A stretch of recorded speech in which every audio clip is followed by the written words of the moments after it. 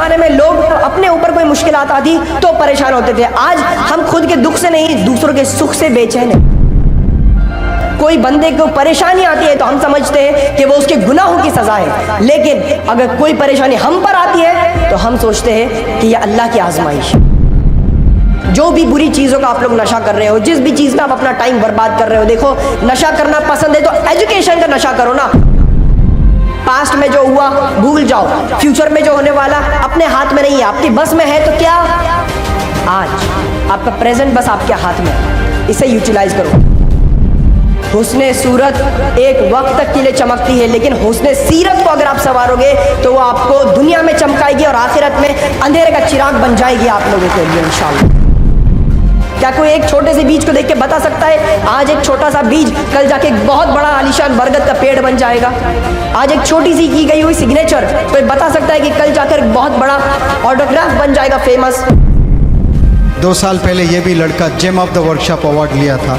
आज कितना कॉन्फिडेंस और कैसा ज़बरदस्त मोटिवेट बंदों को कर रहा है। आप देख रहे हैं इंग्लिश हाउस एकेडमी के प्लेटफॉर्म पर कैसे स्पीकर्स उभर रहे हैं। डॉक्टर रफ़ीक साहब, ये आपका ख्वाब था, वो पूरा होता हुआ आप देख रहे हो इंशाअल्लाह। It is just the beginning.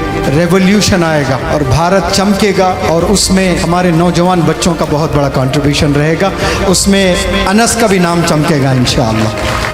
Always believe in yourself, always identify the potential, the energy, the power in yourself, and never mind the taunts of the people. If there are many people who are demotivating you, decreasing you, then don't worry. Even if your own family, your own relatives, friends and family are demotivating you, then don't worry my friends, because there were many prophets who had gone through this phase. अपने खुद के भाइयों ने ढकेल दिया था कुएं में हजरत यूसुफ अलैहिस्सलाम को। हसद थी, जलन थी, खुद के भाइयों ने ढकल दिया, खून था खुद का, फिर भी ढकल दिया, कुएं में डाल दिया। हजरत इब्राहिम अलैहिस्सलाम को दुनिया की सबसे बड़ी आग, खौलती हुई आग थी, जहाँ पे उड़ते हुए परिंदे उस आग को देखकर नीचे गिर रहे थे।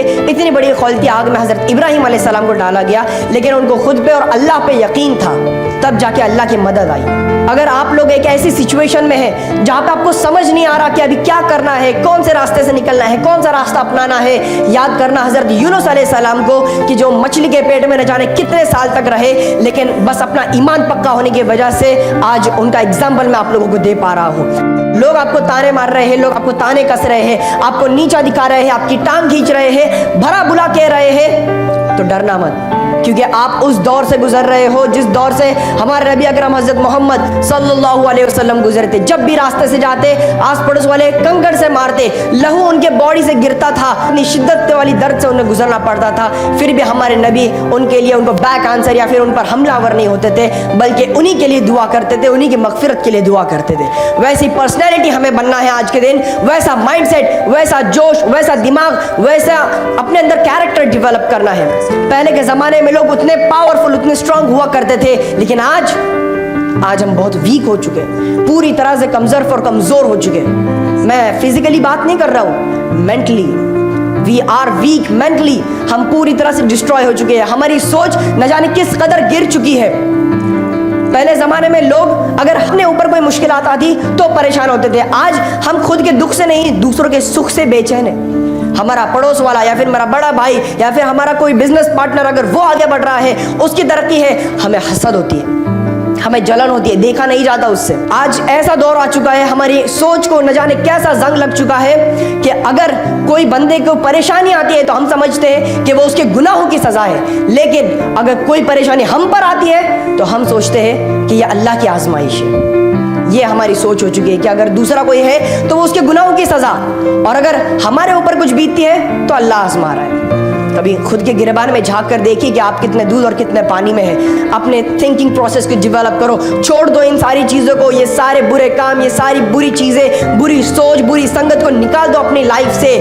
डेवलप करना शुरू करो, अपने अंदर के स्किल्स को, अपने अंदर के टैलेंट को, कैरेक्टर को डेवलप करना शुरू करो, अपने अंदर के अखलाकियत, अदब को, इन सारी चीज़ों को आप डेवलप करो, अपने अंदर एक नया बंदा पैदा करो, एक नया जोश ले आओ।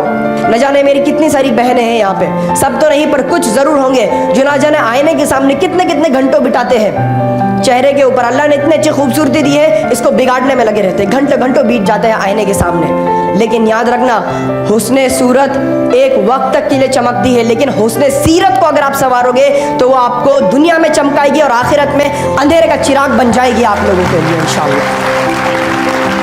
अदब और अखलाक, रिस्पेक्ट के साथ हर एक से पेश आओ, चाहे वो छोटा हो, चाहे वो बड़ा हो, चाहे वो कद में बड़ा हो या फिर कोई भी हो, रिस्पेक्ट दिखाओ। क्योंकि जब आप उन लोगों को ऑनर करते हो, उन लोगों को रिस्पेक्ट देते हो, तो उसमें आप सल्लल्लाहु अलैहि वसल्लम की टीचिंग्स झलकती है, आपके उस्ताद की टीचिंग्स झलकती है, आपके पेरेंट्स की परवरिश झलकती है। लोग सेकंड में समझ जाते हैं कि ये बंदा किस बैकग्राउंड से है, इस बंदे की क्या परवरिश हो चुकी है, इसके पेरेंट्स ने कितनी मेहनत की है इस बंदे के पीछे। लोग तुरंत समझ जाते हैं आपके अखलाक से।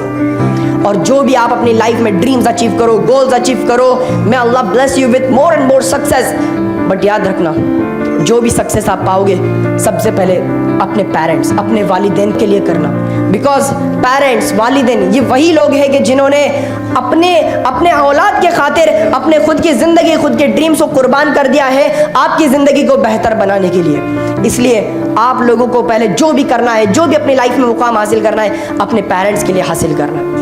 Because there are many successful individual in this world. बहुत सारे सक्सेसफुल एंटरप्रेन्योर्स है, बिजनेस